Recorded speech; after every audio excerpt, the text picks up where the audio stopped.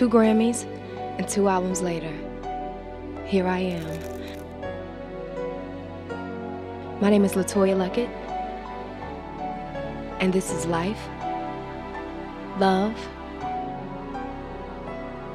and Music.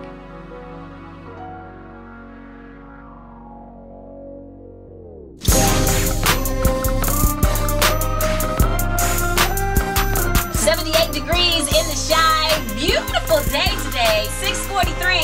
I have a good friend of mine. You know her as the preacher's kid. I'm telling you, you won't regret it. What time was yours? 6. Late as usual.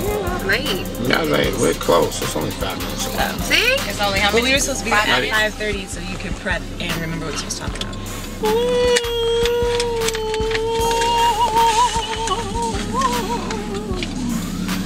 Rita, do you know where that is? LeToya Luckett? Is he on the phone or? So when you're on the radio, you know what you're going to say? No, actually no. Tomorrow Maybe from I 1 to should 5 have at the River Oaks Center. I'm preaching.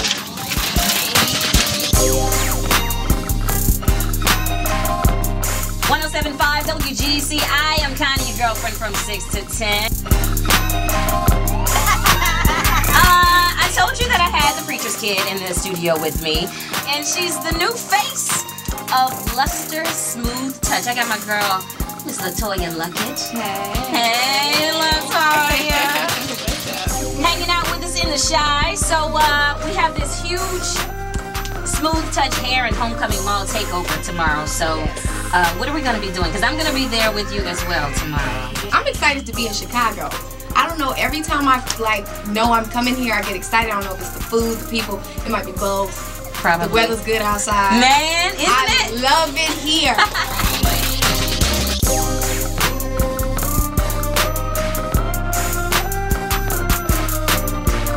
After my radio appearance, I decided to have a night on the town with my Chicago friends. So we went out to Pharrell's party, and I got a chance to see George Daniels. Oh, I love him. And then it was off to party with a great friend of mine and one of my favorite DJs, Timbuktu.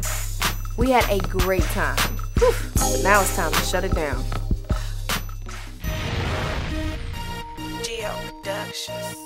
After a great night, it's back to work. Off to do more publicity in Chicago. Excited to meet some of my Chicago fans as the brand new face of Smooth Touch. It's still crazy to me how people line up to come and meet me. It's just so weird for me. I love being a part of the Luster family. Everybody is just so real. And I grew up using Luster, so this is exciting for me. Well, I'm off after a long day's work. And I'm out. So I decided to have a get-together at my house with the girls. Oh, where's fresh strawberries? You know, food, girl talk. We used them all. All of them? No, you didn't. No, I'm just saying. Of course, I had to be special and make mine a little different. Gotta keep it sexy like that. We're trying to make it sexy. Virgin Margarita Parfait. All right, here we go. Oh, you didn't know about my culinary skills, did you? Check me out. Do you want your whipped cream? Yep. Making the perfect Virgin Margarita Parfait takes skills. And us Southern girls, we know our way around the kitchen, honey. I know my drink look good. I gotta tweet this. Hey.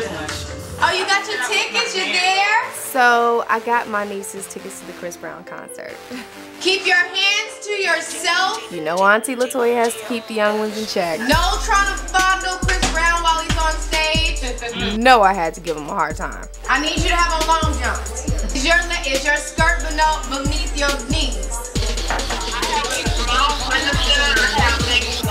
I need you to have on a wool sweater. Listen. Yeah, I need to see what you have on. Love you. Send me pictures. All right. So Diddy finally decides to show up to the party. Who is? Wow. Wow. You just gonna bust on in. You guys gonna lock doors? yours? So Diddy wants to start talking about love and relationships. Lord Jesus, why does she do that? So basically what you're saying, Diddy, is West Coast dudes are... This is about to get deep. We need to move. You all know when we start talking about you, it gets serious. Y'all men. Please. Move her. She's tired. That's all I'm saying. Like, Go ahead.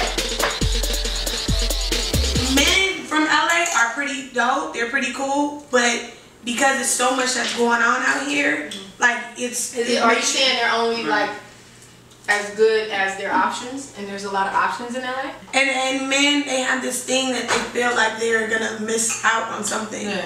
You know, like, oh, I'm just with this girl and I'm gonna miss out on the 17 other girls that are cute too. Like, there's so many pretty girls out here too. It's just. I think it's pretty girls everywhere. Like, no, but LA is not like different. I mean, LA, you gonna get every type of girl.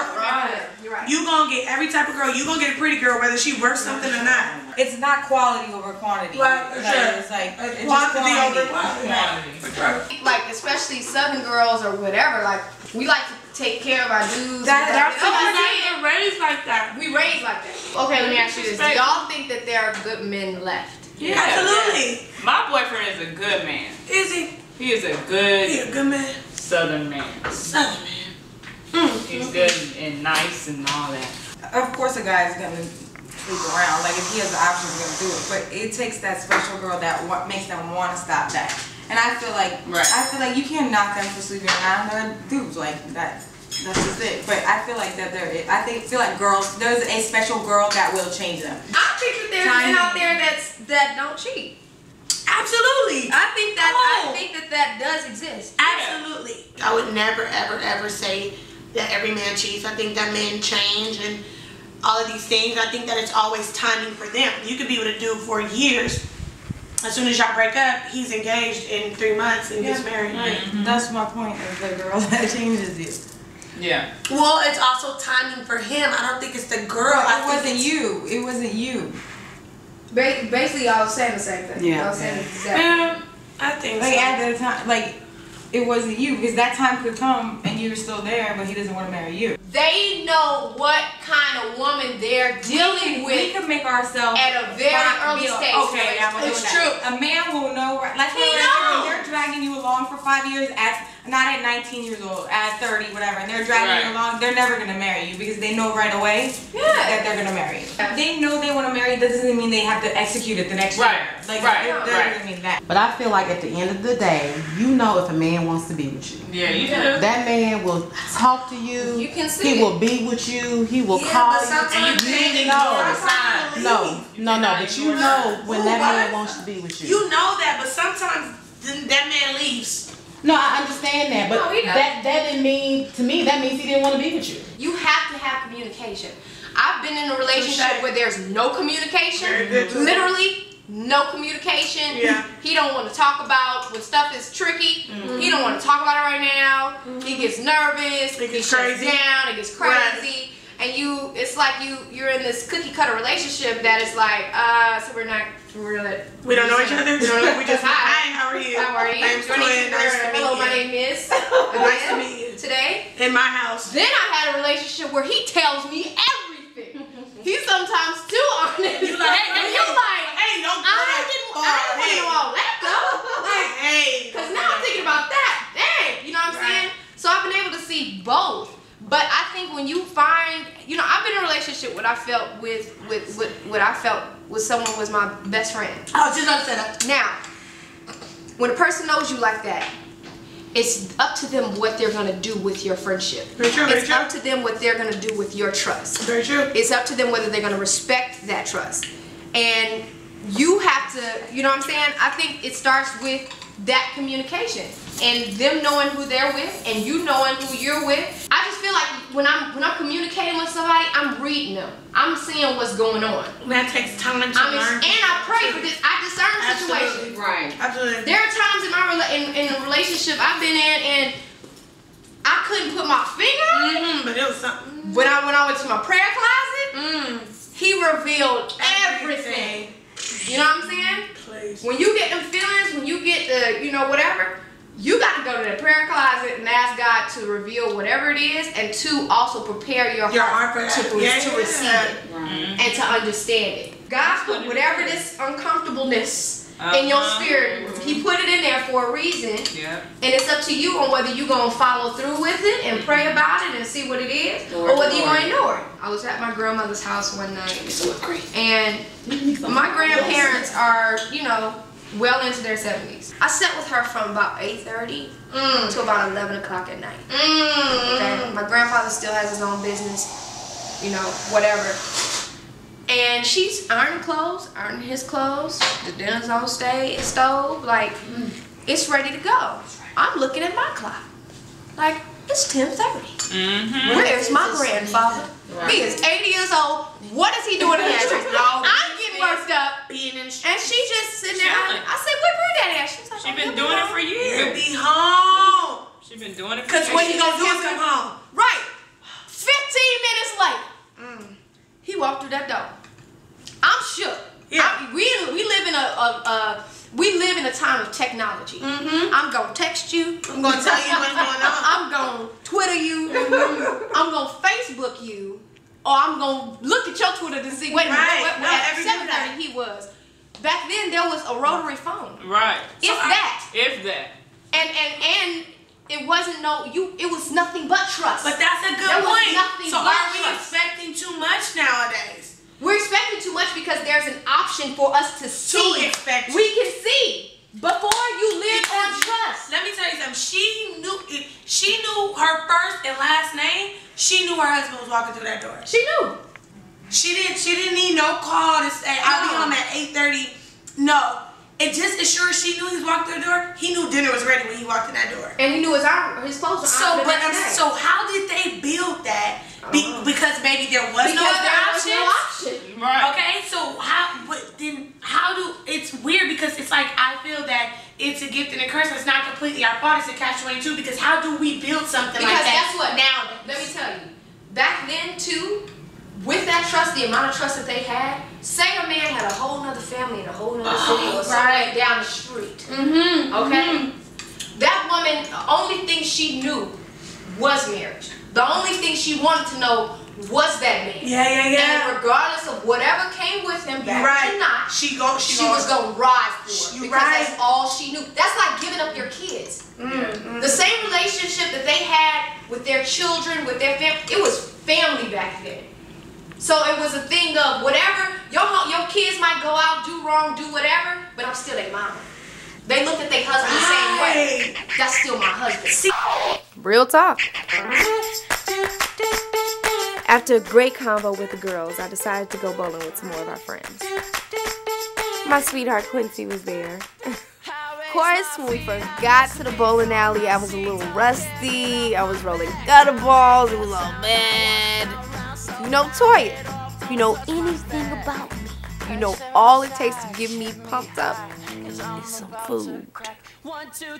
So once I got some food in me, I started getting in my zone, start focusing in on those pins, and it was over.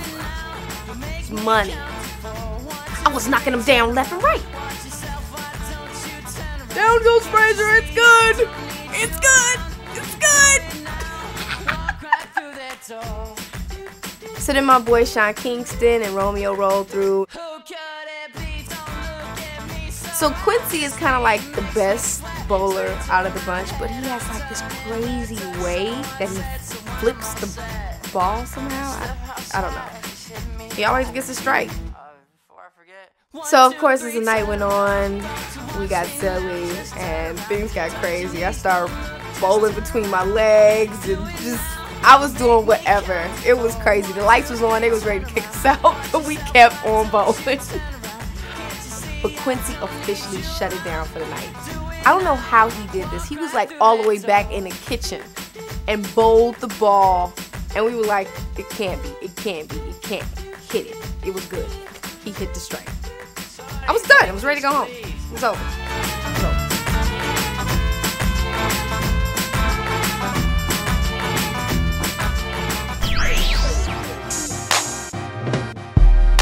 Headed to the studio to see Jay Valentine. See what he has up his sleeve.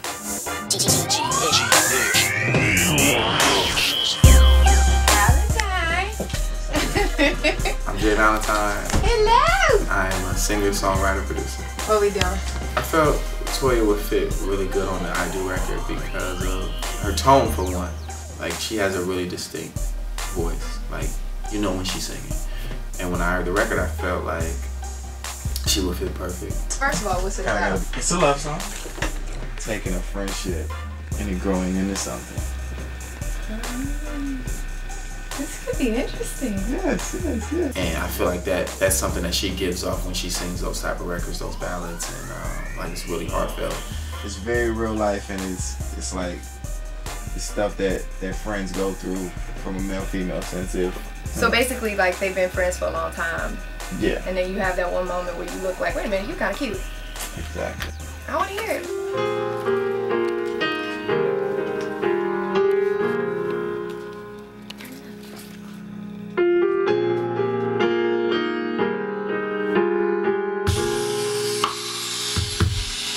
How can you hold me all night? It's don't even try to do nothing. Kissing and touch.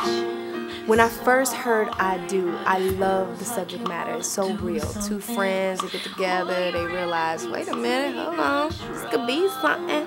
And it was so sexy. Like, it was a great R&B record. The thing that I love most about working with Jay is he's very honest. He's very honest, very blunt.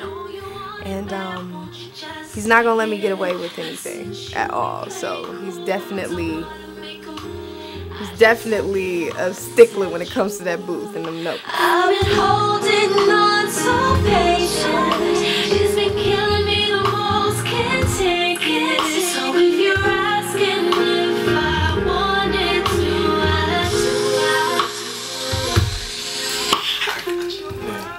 Good? Yep. The song came out great. Ugh.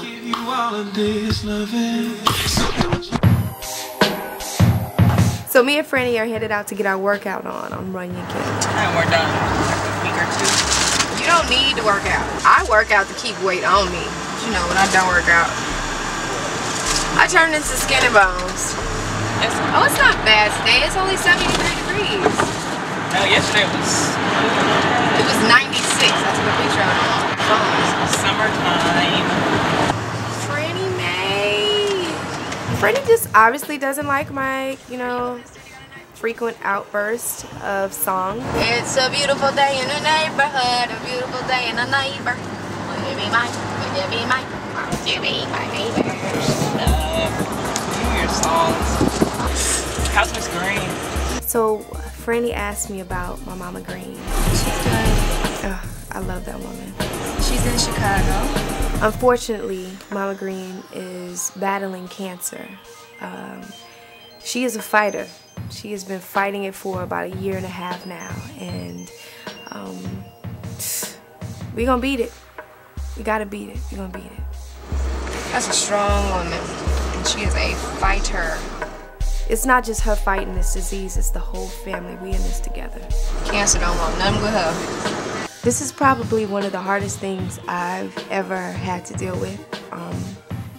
Having someone so close to me in so much pain. I've never really had to deal with anything like this. And even though Mama's fighting, and I know Miss Green is just like, she's so strong, but I see the pain every time I see her, and it's just hard. It's hard for me to watch her go through that. I'm not ready to let her go. I'm not ready to lose her. I'm not ready. Up and down 3 times. Yeah!